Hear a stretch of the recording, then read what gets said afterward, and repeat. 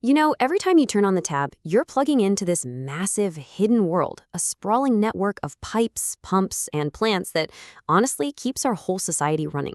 It's our lifeline, and we all kind of take it for granted. But what if I told you that lifeline is under constant, relentless attack? Today, we're diving into the high-stakes battle to keep our water safe. It's a question we almost never think about, right? The answer is this constant layered defense. It's physical barriers, it's digital firewalls, and it's dedicated people working around the clock. But here's the problem. The threats are evolving at a pretty terrifying pace. And what happens if those defenses fail? Well, the consequences they're severe. We're not just talking about your water getting shut off for an afternoon. A successful attack could mean poisoned drinking water, major environmental disasters, or even your personal data getting stolen. The stakes really couldn't be any higher. So here's how we're going to break this down. First, we'll look at why our water systems have suddenly become such a huge target. Then we'll explore the two main front lines in this fight, the physical world and the digital one. After that, we'll get into what might be the most critical defense of all, the human element. And finally, we'll tally up the staggering cost of keeping us all safe. Okay. First things first, let's get a handle on the threat. The battlefield, so to speak, has gotten a whole lot bigger. And that's because the rules of the game have completely changed. A new government directive has basically redrawn the entire map of what needs to be protected. So here's the turning point. Back in 2022, the government issued something called the Security and Emergency Measures Direction, or SEMD for short. And this wasn't just a friendly suggestion, it was a legal mandate.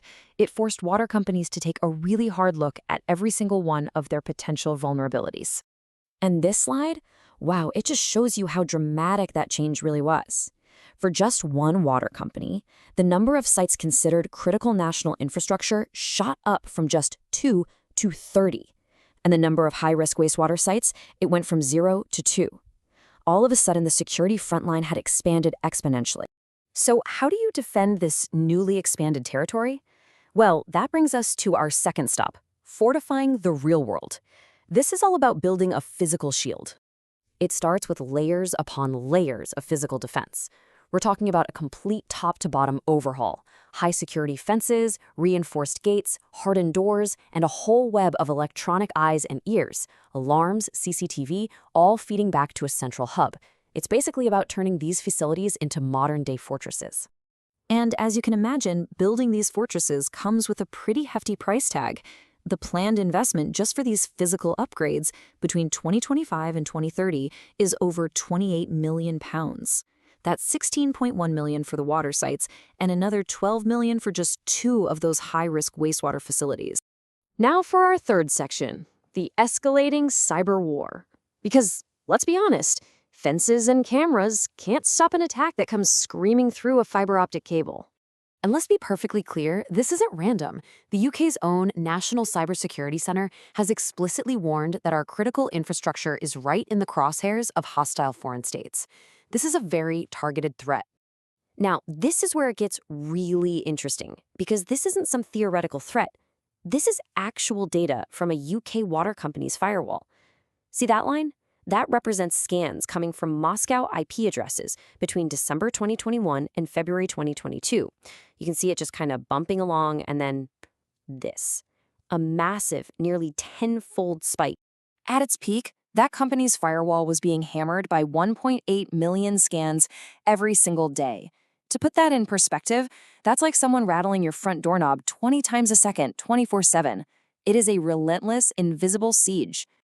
So when you're facing that kind of digital onslaught, how on earth do you fight back? Well, that brings us to Section 4, building a digital defense.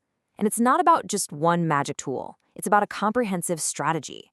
The strategy is built around internationally recognized frameworks, like this one from NIST. It's a really logical cycle. First, you identify your assets and risks. Then you protect them. You detect any incidents. You respond to contain them, and finally, you recover your services. It's this continuous loop of vigilance. One of the key tools in this defense is something called OT anomaly detection. OT is just operational technology. You know, the systems that control the real world, like the pumps that actually move your water. This tech is basically a digital security guard for those physical systems, constantly watching for any behavior that seems out of the ordinary. anything that could be the first sign of an attack. Then there's the seam. The easiest way to think of it is as the central nervous system of the whole security operation.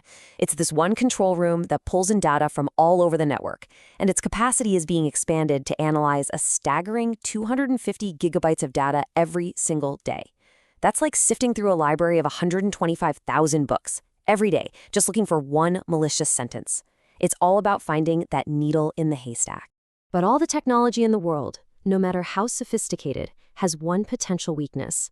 And that brings us to our fifth section, the human firewall, and why it's probably the most important layer of them all. This quote from the government source just nails it. Security is a team sport. Because think about it, the most sophisticated firewall in the world can be completely bypassed if just one person clicks on a malicious link. The strongest defense is a workforce that sees security as part of their job. And this slide shows the two different ways a company can approach this. On one side, you have a culture of fear and blame, where security is seen as a roadblock. But on the other, you have a culture of shared responsibility, where security is an enabler that helps everyone do their jobs safely. Making that shift from blocker to enabler is absolutely crucial. So, what does it cost to build this massive, multi-layered defense? That brings us to our final section, the price of resilience. Here's the bottom line for just one water company over a 5-year period. The physical security upgrades we talked about, the fences, the cameras, all of it, that comes to over 31 million pounds. And on top of that, the enhanced cybersecurity measures add another 8 million. We're talking about a nearly 40 million pound investment in resilience. So I guess the key takeaway here is this. Securing our water isn't a project you can just complete and then check off a list. It's a permanent state of vigilance. It is a continuous, evolving battle against threats that are constantly changing. Which really leaves us with a final, important question. In a world of ever-present threats, what is the true price of the services that we all so easily take for granted?